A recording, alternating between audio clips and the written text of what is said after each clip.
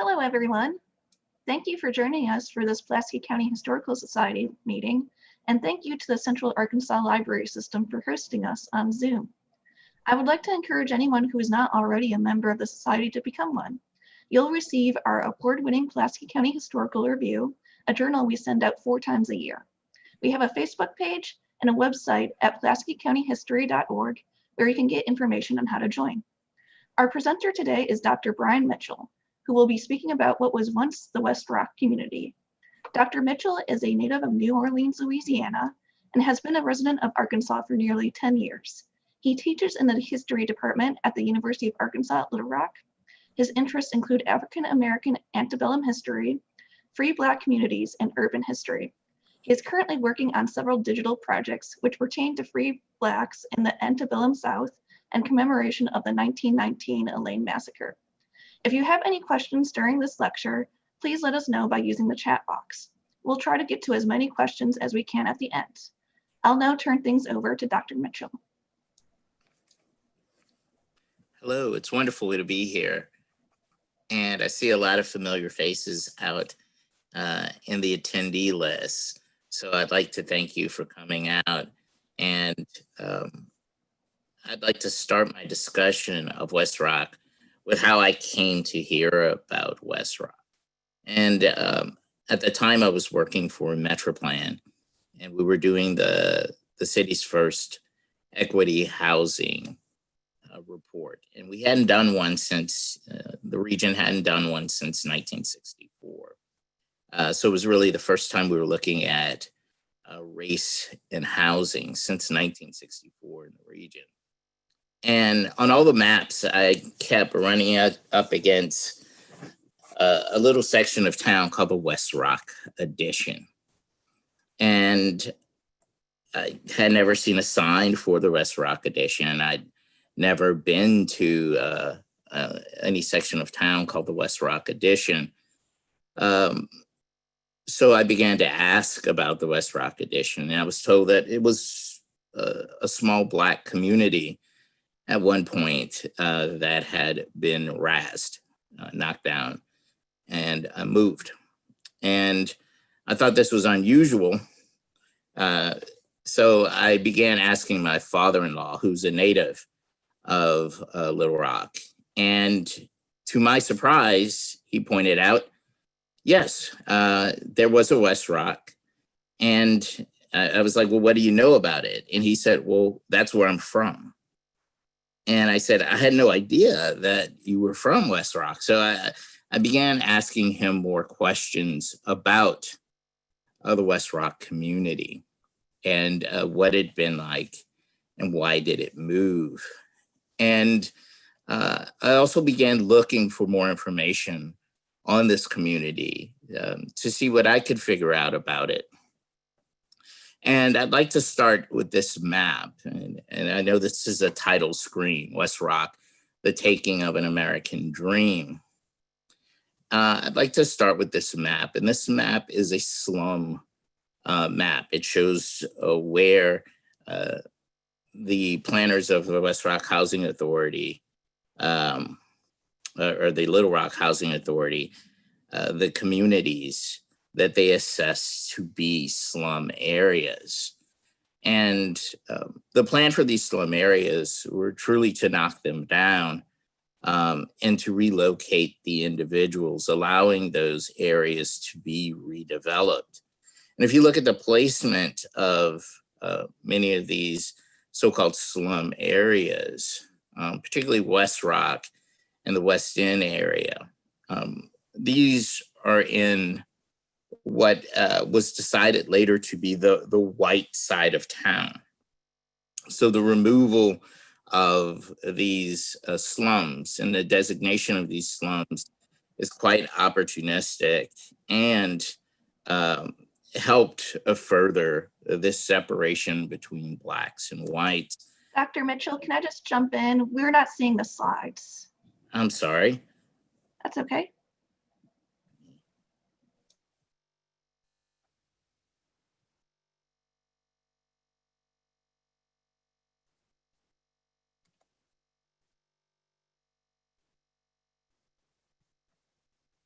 that better?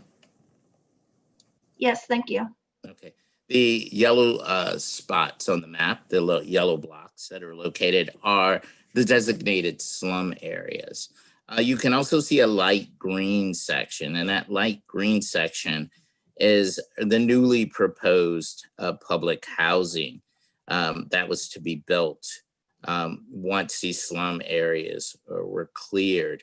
It's important to note that these new proposed public housing areas were to be segregated. So on the west side of the city, there would be white public housing, and on the eastern portion of the city, there would be Black public housing. And despite the fact that most of these areas that were to be razed were largely African American areas, when we talk about the designation of public housing to receive these people who would be relocated, 1,000 units of that new proposed public housing was for white tenants, and only 700 units was designated for the Blacks who were going to be relocated. Quite often my students ask, how did people get as segregated in Central Arkansas as they currently are? And I show them this map.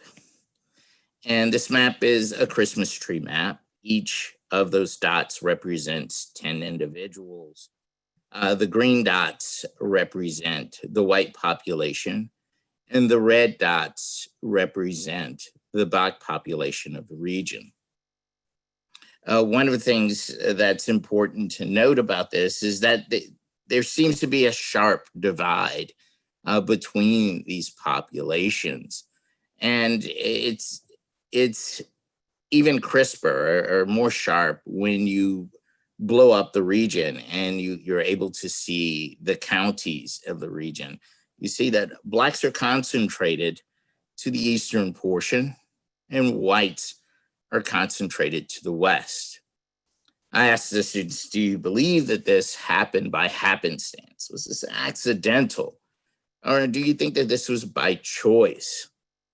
And understanding the city, the tale of West Rock, the narrative of which a Black community is relocated, helps us better understand the current situations of the city and how poverty can be so concentrated in our region. If you look at the bold boxed areas, they're identified as RCAPs. And an RCAP is what would have been a ghetto, designated as a ghetto in 1964. An RCAP is a racially concentrated area of poverty. And as of the 2010 census, we had 5 such areas in the region. And you can, like you to note that all of those regions are all in this eastern portion of Central Arkansas. So all of these areas would fall in area, would be in communities of color. The first time I'd heard of the first record I could find of West Rock as a community appeared in May of 1884, as a little over 100 voters in an unincorporated section of the southwest edge of the city tried to petition to have their community recognized as an incorporated town. There seemed to be some polarization in the community over whether this would benefit people. Many of the residents in that West Rock community maintained that in order to get funding to improve their roads, they could incorporate themselves and then retain a share of funding. But the project was abandoned after many of the residents discovered that this would come with taxation. So the proposed town was never incorporated. but the people continued to refer to themselves as West Rock after the failed attempt at incorporating the town. What was in West Rock at the time were a series of farms, and the largest of these farms belonged to the Field family. And like I said, I'm happy that Dr. Field is with us today, and hopefully he will be able to share a little later a little bit more about his family's farm. The family farm still, Dr. Field's family still retains a number of the records of the Field family farm. Among these records was a plantation store record. And this plantation store ledger is important. It's an extremely important artifact. Number one, there are very few plantation ledgers that still exist. And number two is that many of the residents who will become a part of the incorporated edition of West Rock, their origins are connected to this Field farm. One such person is Paige Threet. Miss Threet is one of the older surviving residents of West Rock, and she's been a very, very vocal force for the recognition of the community and the memorialization of the community. This is one of her ancestors who lived on the family farm, the Field farm. And you can see what she purchased at the Field plantation store. Rations mostly, matches, sugar. The cornerstone of this Black township, or this little enclave, was a church, Pilgrim's Rest Missionary Baptist Church number 3 is what it's known by today. And this was the oldest notation that I could find on the church. It seems as though the church had existed before this notation, but this notation appears in Arkansas Democrat on March 25th, 1889. One of the things that we have to consider when we talk about the development of Little Rock is the effect that the World Fair of 1893 Chicago, Illinois would have on the urban development in the United States thereafter. Dubbed the White City, the World's Fair experimental city that was built in New York borrowed a number of neoclassical features and was one of the most visited events in the United States. It's by far the most visited World's Fair ever in US history. It's believed that as many as 50% of the population, which is hard to believe, went to this World Fair.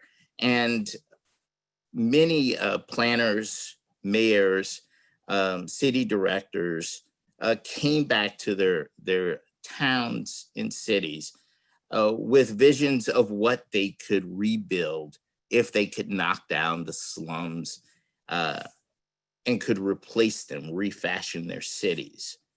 And one of the people who takes this to heart, this idea of creating a new city, is a man by the name of Winfield S. Holt. I called Winfield S. Holt a carpetbagger extraordinaire. He moves from the eastern states to the South. He's a Republican at the time. He gets involved in a number of political posts within the Republican Party of the state. And he begins investing in real estate.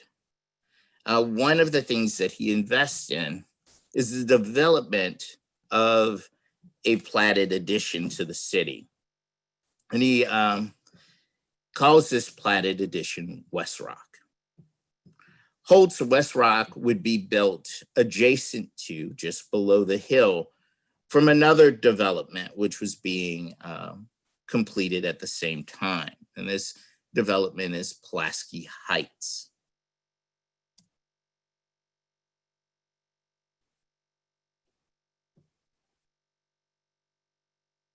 This is an advertisement that ran in the Arkansas Democrat for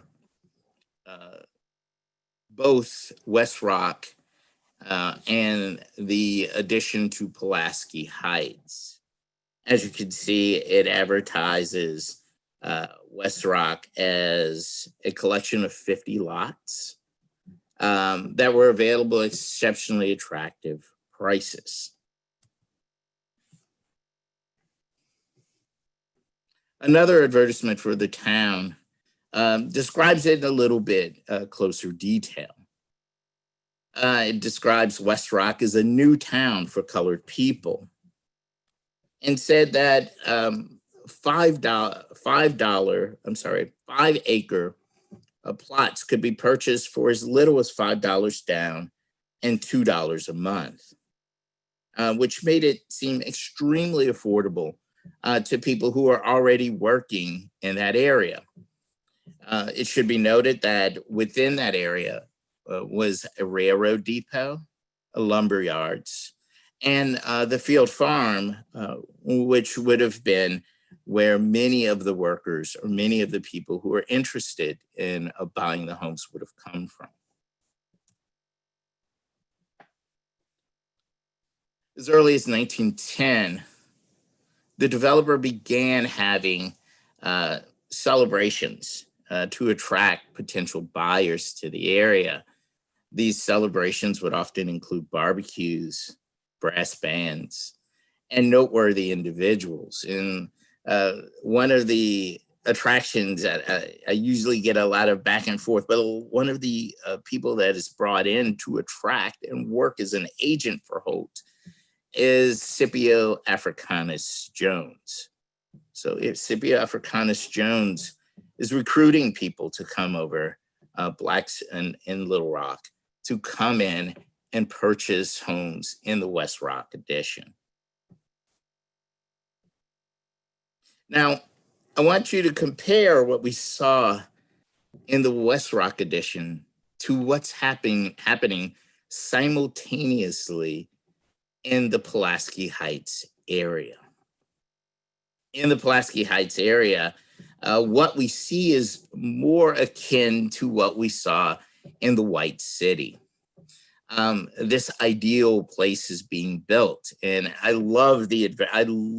absolutely love this advertisement. Health, pure air, pure water, beautiful shade, electric lights, sewage, waterworks, a first-class electric car service. And it's being billed as an exclusive all-white community. The lots are substantially more expensive than those below the hill in West Rock. You could buy a lot for $200 to $300. And it speculates that same lot, that if you bought a lot a year ago for $200 or $300, that same lot doubled in price and value over the year. One of the more important facets of this advertisement, and we know it's important because it's in bold, is that there will be no Negroes or shanties allowed inside of the Pulaski Heights addition.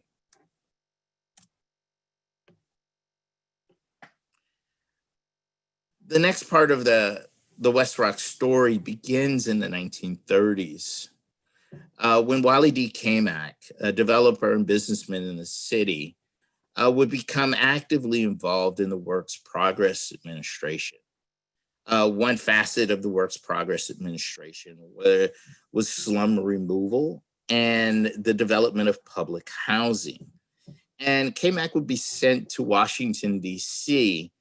To meet with WPA officials about how to most effectively rid yourselves of unwanted and undesirable features of your community.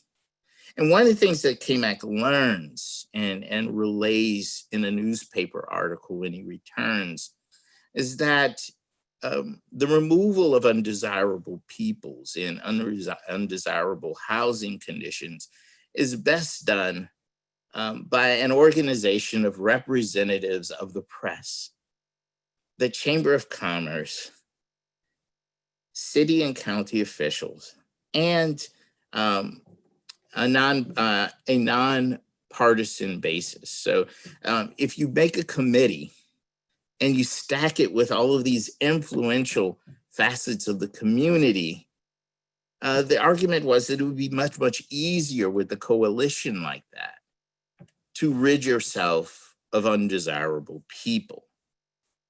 It's important that they listed the press first and the Chamber of Commerce, the people who would benefit financially from this, the businesses that would move in place of removed communities.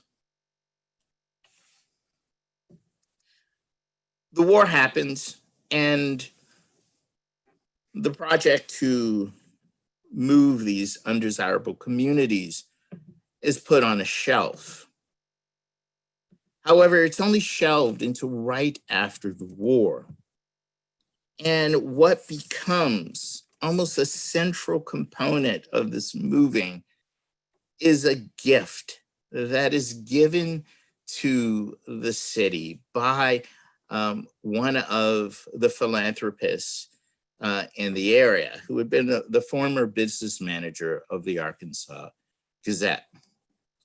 Fred W. Alsop, who passed at the age of 78, had been the business manager of the Gazette, but he'd also been a noted book collector and bookstore owner.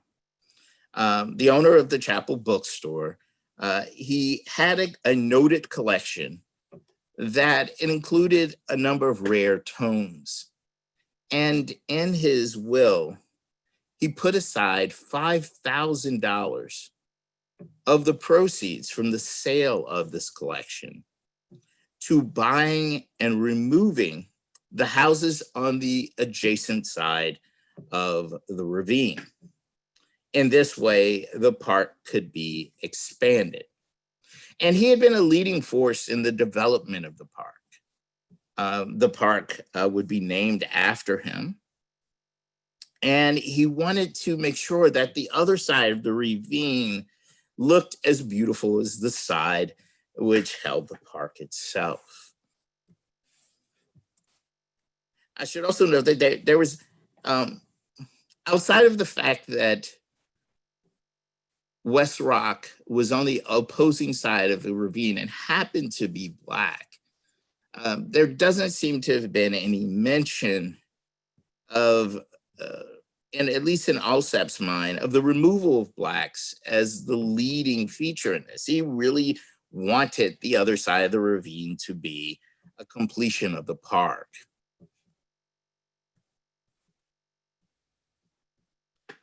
Alsop's will, particularly this gift of $5,000, would be a galvanizing point for the community.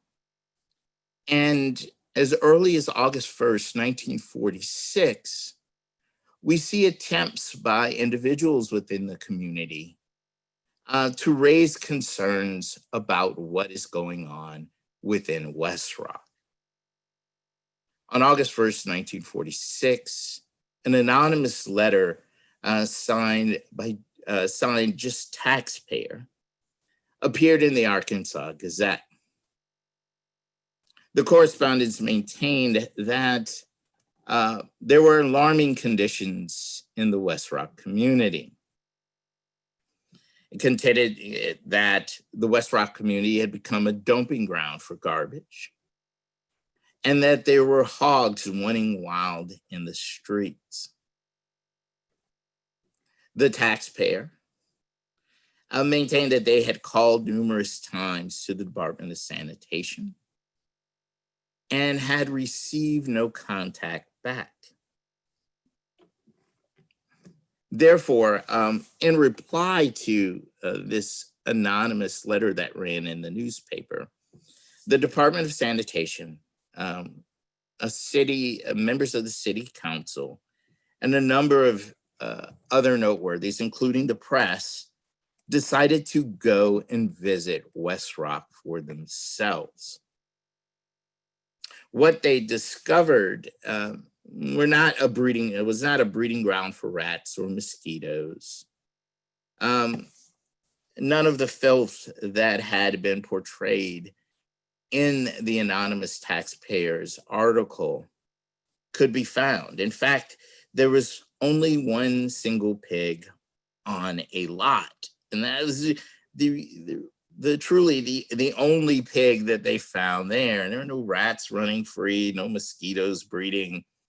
But in their search, they did discover that there were privies in the area. So there was sewage outhouses existed in the area. And I should note that outhouses were common along the periphery of the city in these rural areas. This was nothing that was unusual. The thing that was a violation, however, was that there were sewer lines within, I believe it was 50 yards of the homes, and that they were required, they could require the community to connect to them by law.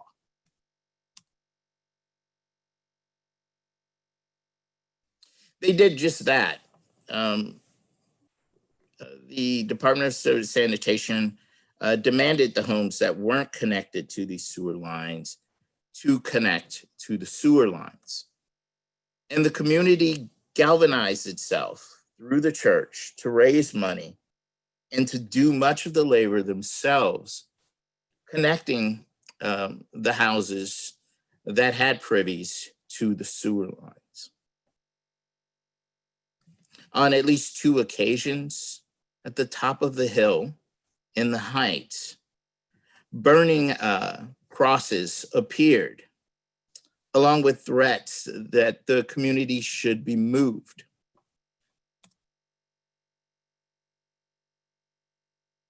A series of articles began to appear in the Arkansas Gazette.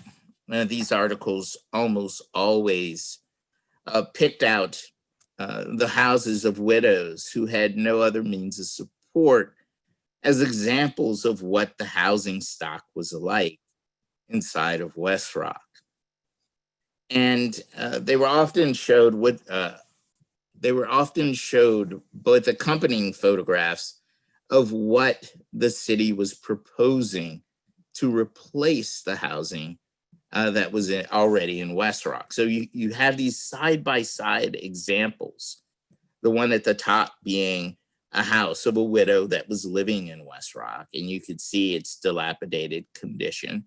I asked my father-in-law and family members that had lived in West Rock the backstory to this photograph, and they said, well, the woman had no means of support. She was too old to work, and really the church was her sole means of assistance at that point, outside of a meager amount of money that she had saved. The bottom photograph is a housing that they would like to put there to replace this community. The community itself resisted this notion of moving, even though they had changed or connected their sewer lines in the houses that were missing sewer lines that had privies. Letters still appeared in the Gazette urging them to move. Declared a slum, the city council met in regard to forcing the residents out of West Rock. And what I'd like to show you, what this slide shows you, is a response that was posted in the newspaper. And this response comes from one of the residents, John Aaron Sr. John Aaron Sr., for full disclosure purposes, is my wife's great-grandfather. And his son, my wife's great uncle, recently passed, actually just passed this last month. So John Aaron Jr., and I should say Major John Aaron Jr., just passed this month at 96 years old. And he notes quite astutely that he represents the pioneer families that had settled in West Rock, noting that his grandmother had lived here and died here, that his mother was still living there, that he was raising a family and had grandchildren there. He notes that they complied with all of the city laws, that they connected not only sanitation, but water to the homes that were deemed unsanitary. And he said now the city was offering to take away their homes and offering just a few $100s, far below the price that their parents had paid for the homes. And we're asking them to leave. One of my favorite things about this short article that's written by John Aaron Sr. is the logic that he uses.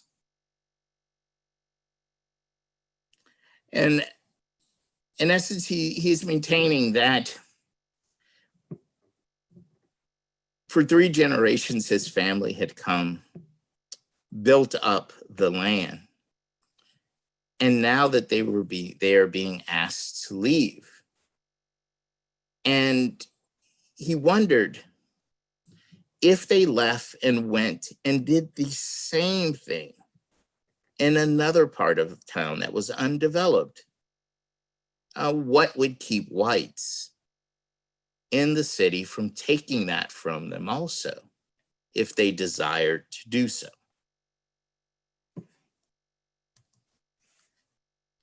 Now, I want you to remember this statement, and this just happened, October 26, 2020, in the Associated Press.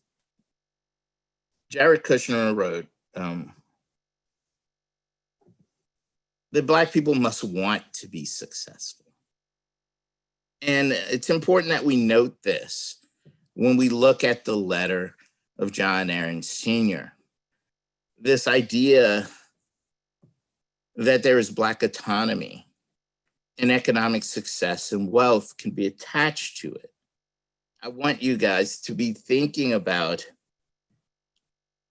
what that means if a white community can tell you to abandon a piece of property at any point and move somewhere else and offer you far less than its value.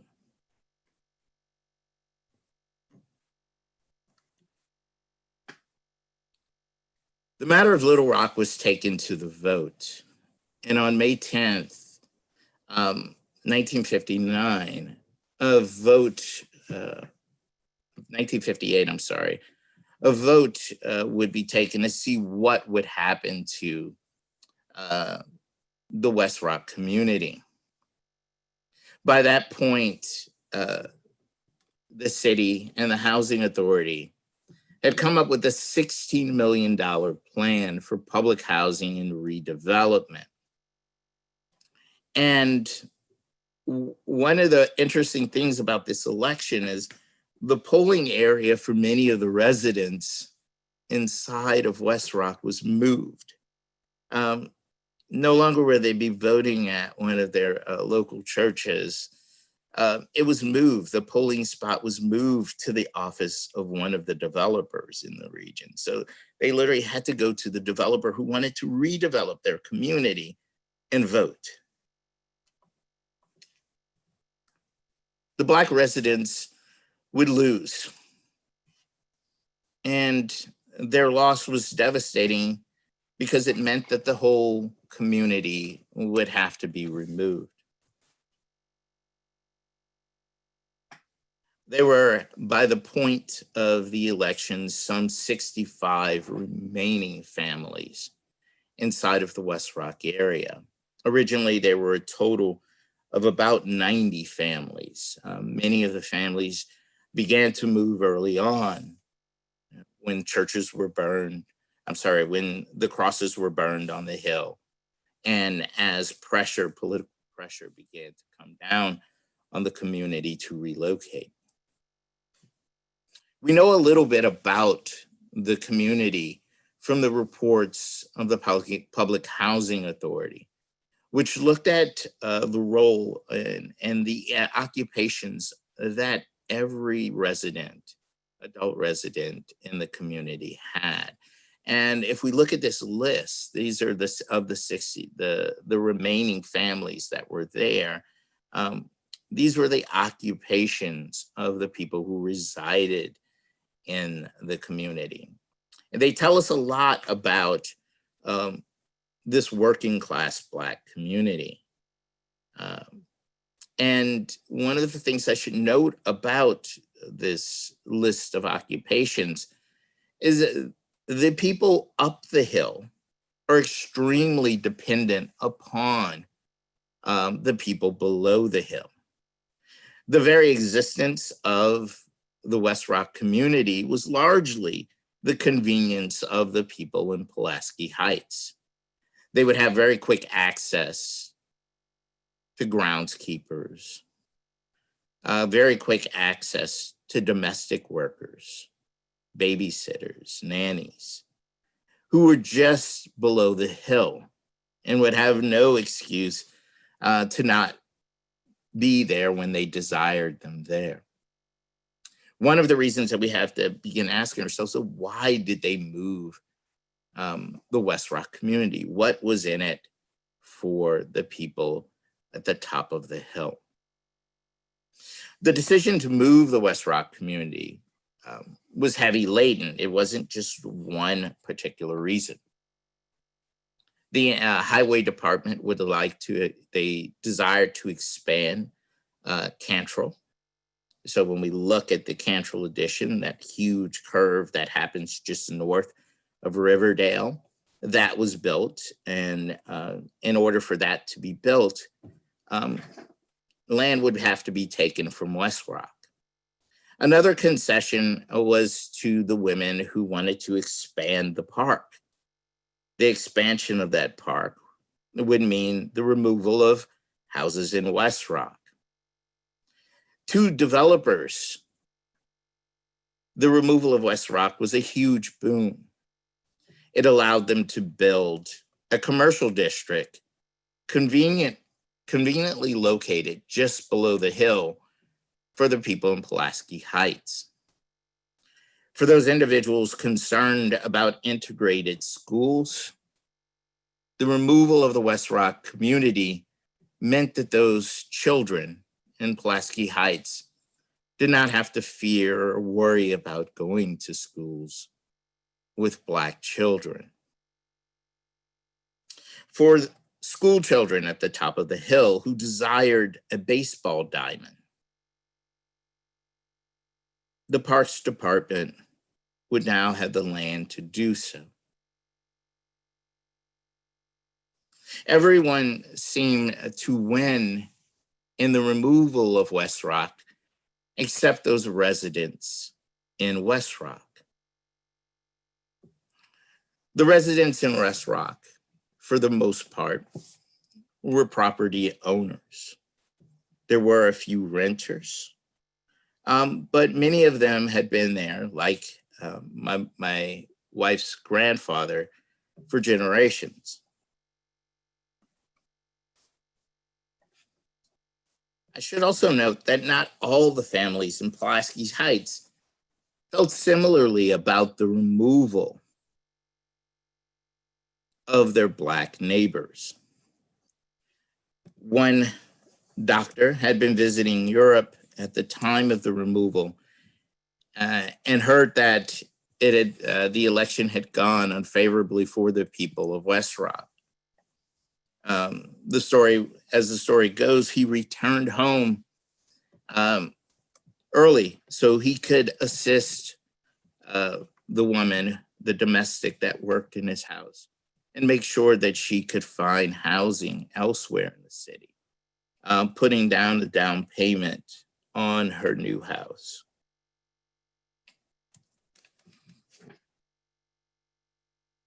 When we look at the statistics of the relocation, it's very telling also.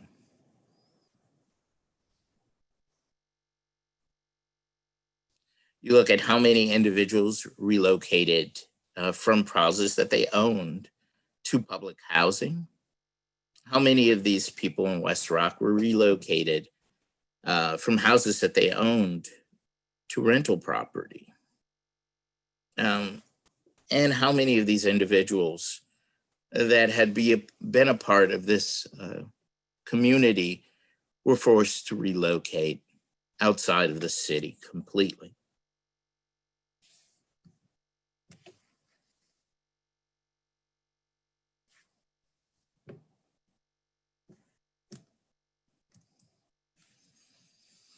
The properties of the residents of West Rock were auctioned off, some for as little as $100. Developers were allowed to purchase these properties, and the community itself was bulldozed. What replaced West Rock was seen as an urban success. Articles that describe the removal and the rebuilding of the community as a Little Rock renaissance showed pictures of the new developments that were there, and you could see the high-rise apartment buildings and the commercial district to the right.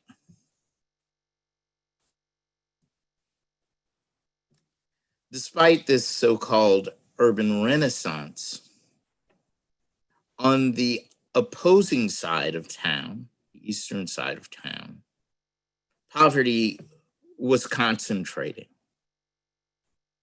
The Urban League would come to Little Rock and would put together the first study of urban poverty in the United States. And one of the things that the report showed is that Little Rock was among the poorest. In fact, it showed that Little Rock was the poorest urban community in the United States. To refute this, or hoping to refute this, Metroplan did another study. And this study brought together the members of the minority community to discuss what could be done to eradicate the problems that were emerging on the East Side. All of these problems were contributing effects of the poverty that was concentrating there. And if you look at this article, it says, it talks about civic leaders, developers, school officials coming together and talking about the creation of what, the design and creation of what was at that point called ghettos, but what we call RCAPs now. I'd like to take another look at the Little Rock community today when we start talking about the effects that this moving and the displacement of people has had. These are the current areas of poverty throughout central Arkansas. And as I noted before, you have to remember that these all have concentrated populations of people of color.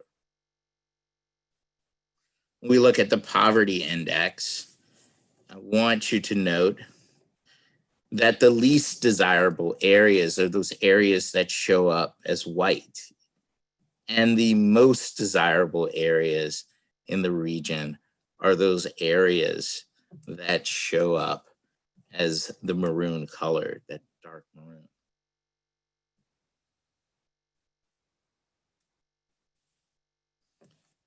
Highest rates of foreclosure, the darker in this particular map, the darker the color, the higher the risk of foreclosure in those areas.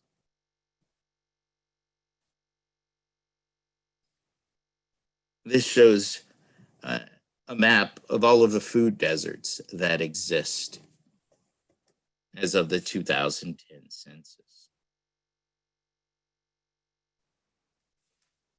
Violent crime, the darker the color, the more crime per medium resident. So the maroon colored areas have the highest levels of violent crime in the region.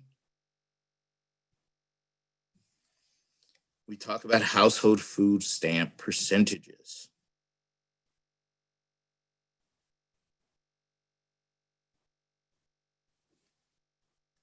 Rates of incarceration.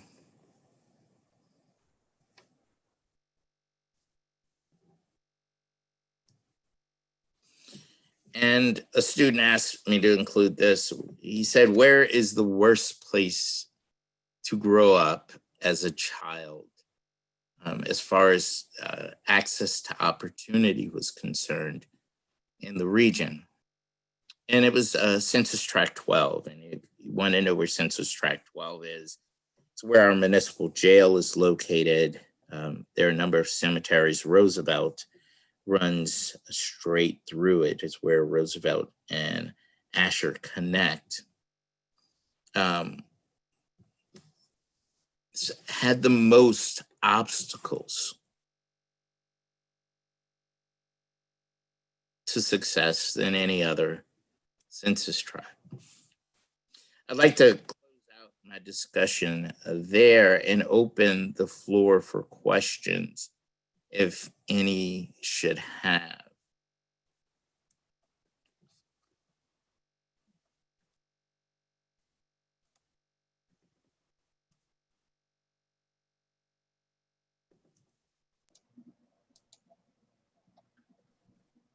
Thank you, Dr. Mitchell. We do have a couple of questions coming in.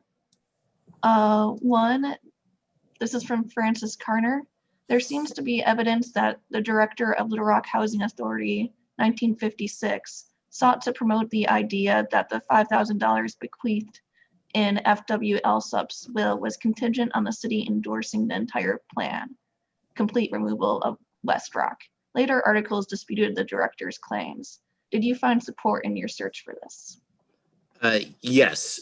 Initially, like I said, what becomes a galvanizing point for the community is this donation that is given. The donation had a time speculation on it, which is why a lot of pressure is being put on the community at the time. And even though $5,000 in the scope of what is ultimately spent there seems to be a drop in a bucket, they're able to say, if we don't hurry up and move this community, we're going to lose this valuable gift that the Alsaps have given us.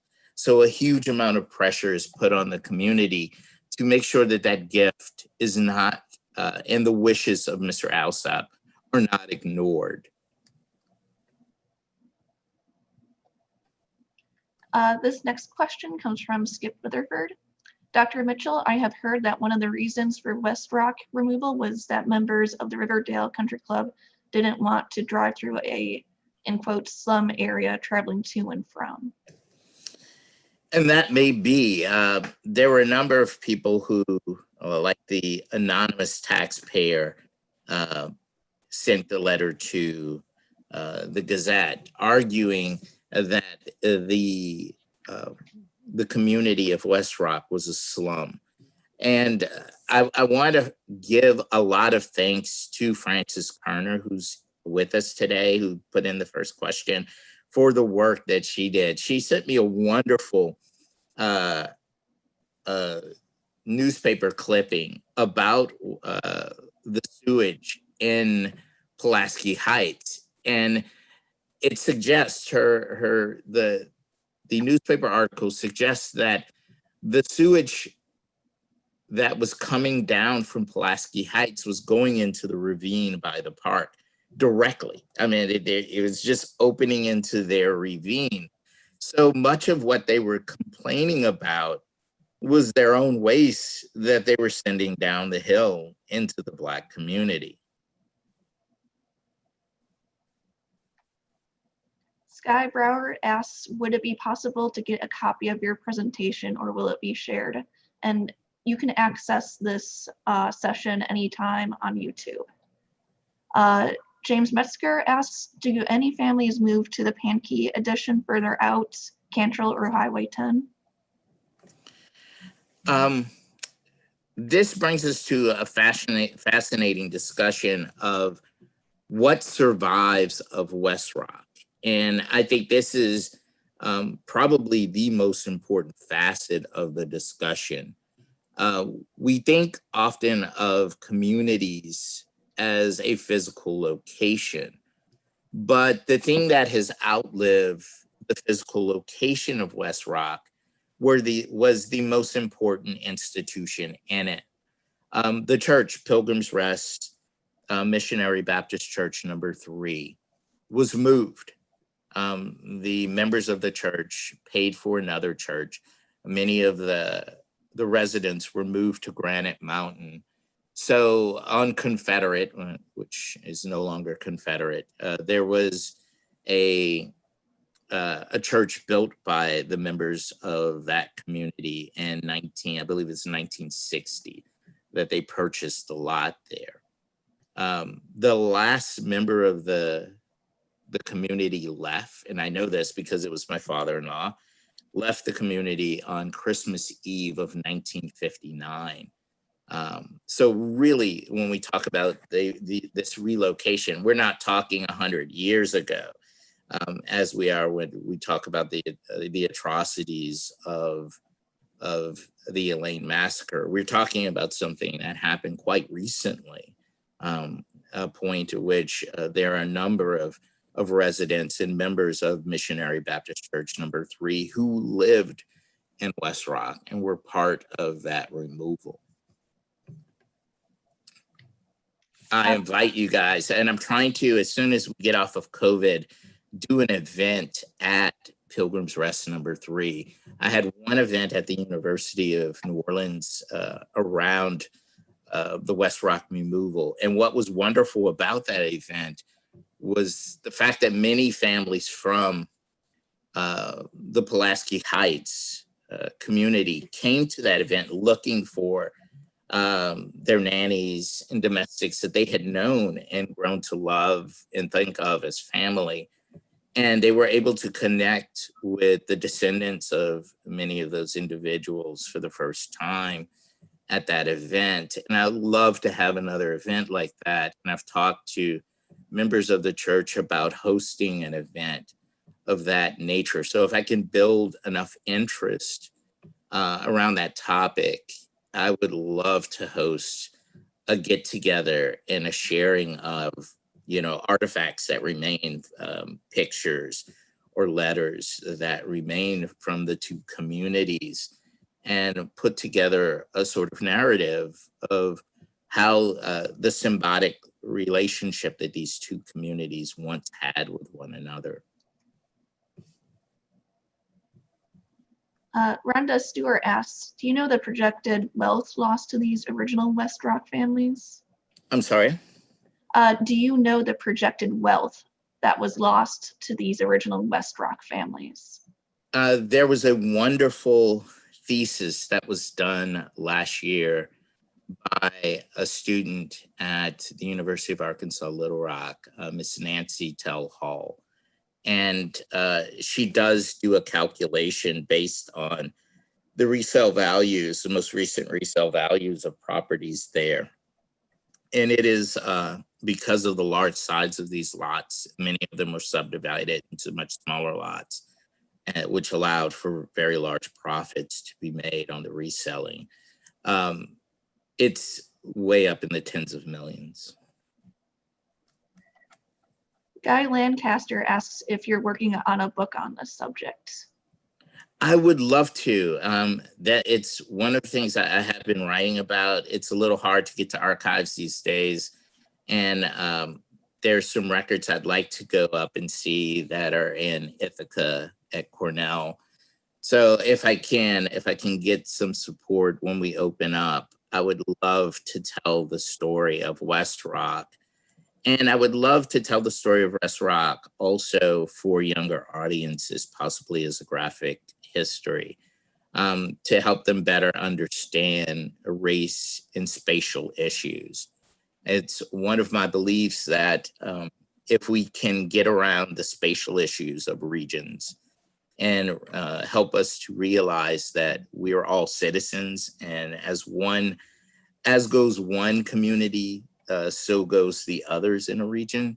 If I can get people to understand that we're all in the same community, and that the only thing that has made us look at each other differently is this distance, this geographic distance that has been created between the two communities, that helps us, and quite falsely helps us to not see each other as connected. I would love to do something for younger audiences about the West Rock community and its removal, to help them understand the landscapes that they're growing up in and some of these issues around the subject matter of race and housing that exist in communities. There's some discussion between Charles Field and Francis Carner about getting support for a marker for West Rock. Have you heard of anything? Yes, and I do have a generous donor who will put up all of the money for the marker. It's just a matter of getting the marker to. I haven't wanted to put up. I have money for other markers right now too. I haven't had the time to put up markers, and one of the requirements that the state has with its program is that you have to have a ceremony open to the public in order to get the matching funds.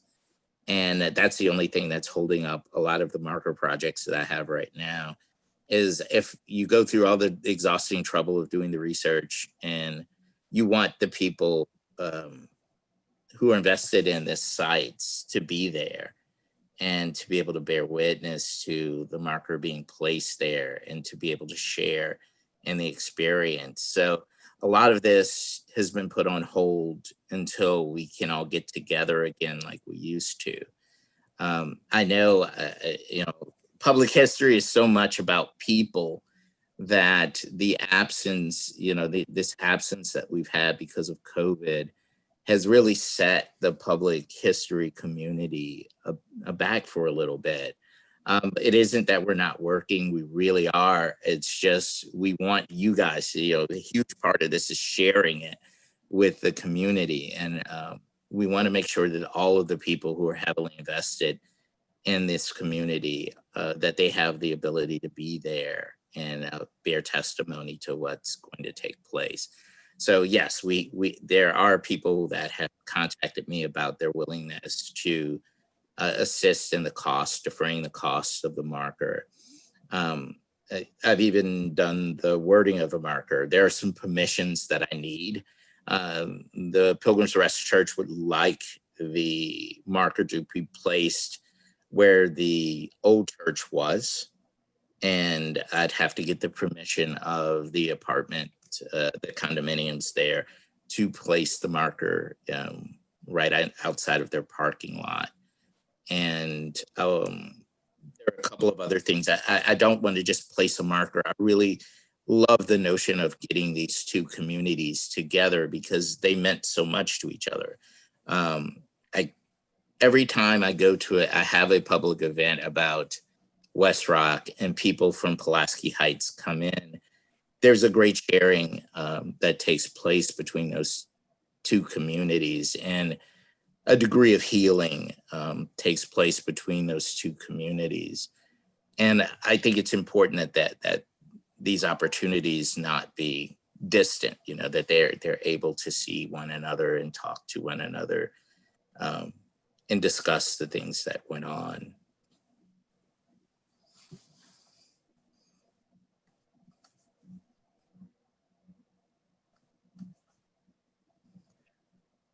So we have another question from Sky Brower.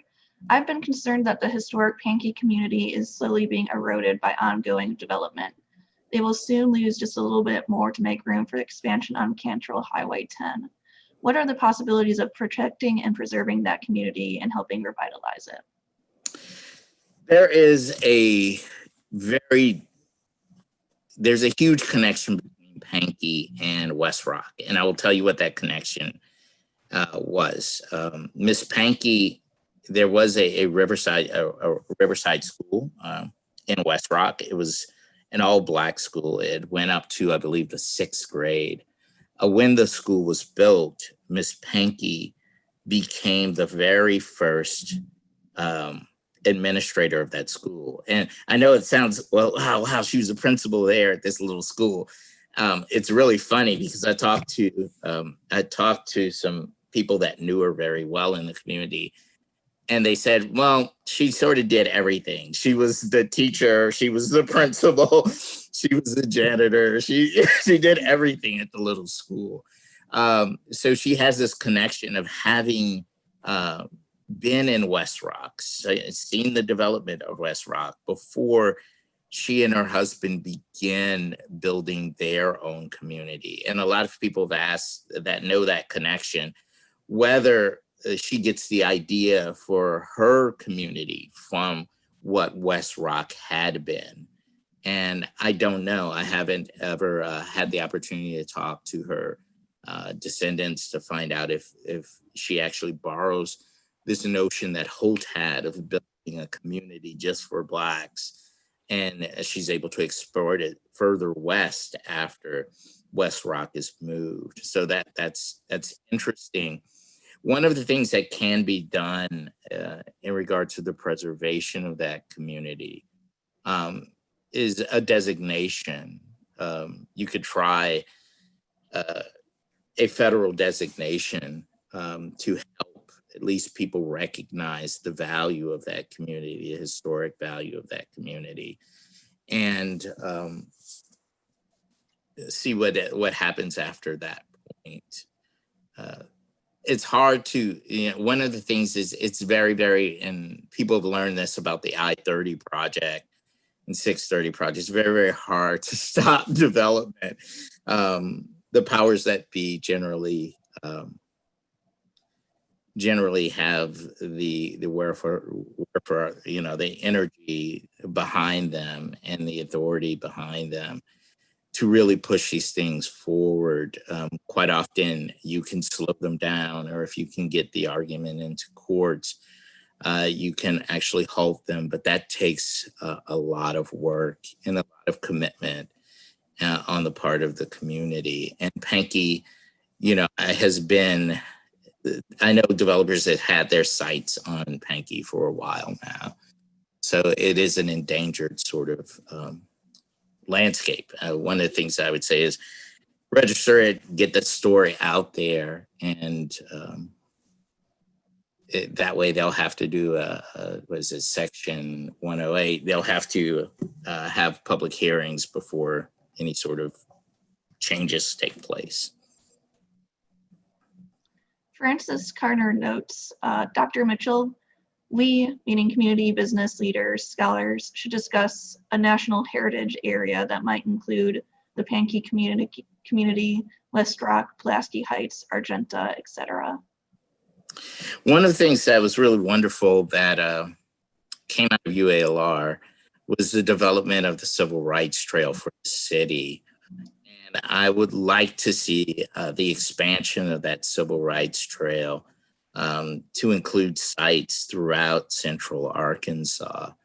And I believe that might spark interest, particularly interest of ethnic travelers that are coming from a variety of communities that really want to see more of their history, their larger history when they visit sites. I know we get a lot of tourism toward Central High, but there's a lot more here to see besides Central High. And it's just, it's not advertised. We don't promote it as well out of the Chamber of Commerce. That's and the Board of Tourism here should be promoting these sites, but we really should be working collectively, the public historians, the city manager, the mayor should be working to connect these sites together and to try to have events that take place at all of these sites more frequently, so people become attached to the sites and know the history of the sites.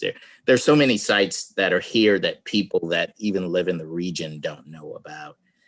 So it's important that we start teaching these histories, get our students out to these sites, begin teaching more about local. And I know so much what I do lately has been African American, but that's not the only only thing I study. I mean, I love Italian communities' histories, German communities' histories in Central Arkansas, and I think it's important that we celebrate all of those communities, because America is the thing that has made America great, at least in my perspective.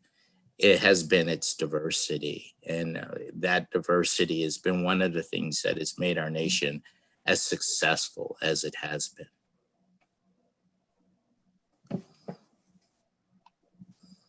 I don't see any specific questions coming in. Is there anything that you would like to add before we conclude things, Dr. Mitchell? One of the things I'd like to add is if anybody has any pictures or letters that talk about Pulaski Heights or the relationship with West Rock, please feel free to reach out to me. And if you want to send me a copy, it can just be an image of it that you've taken on your phone, or if you have a scanner, feel free to email that to me. And if anybody would like to contact me, to talk to me, you can reach me by going to UALR's History Department site and just clicking on my picture, and you'll be able to send an email to me. For those who have a pen and paper handy, my email is bkmitchell. So that's short for Brian Keith, bkmitchell @ualr.edu. And I'm always up for a conversation. So don't feel bashful, shoot me an email and I'll get right back to you. And there have been a number of people who have taken me up on this. Dr. Charles Feld is fantastic. And I applaud the work that he's done at preserving his family's history and getting to learn the history of these diverse histories of the people that worked the farm that his family owned. That has been fantastic. And once again, I'd like to applaud Frances Carner for the work that she has done. She has been outstanding. I did see Miss Mary Alsop. If she's here, I would love for her to reach out and talk to me a little bit about her family's connection to West Rock and the decision to give those funds over to the city to develop the other side of the ravine. That would be fantastic. Well, thank you very much for joining us, Dr. Mitchell. So that concludes our lecture for today. Thank you again to Central Arkansas Library System for hosting us on Zoom.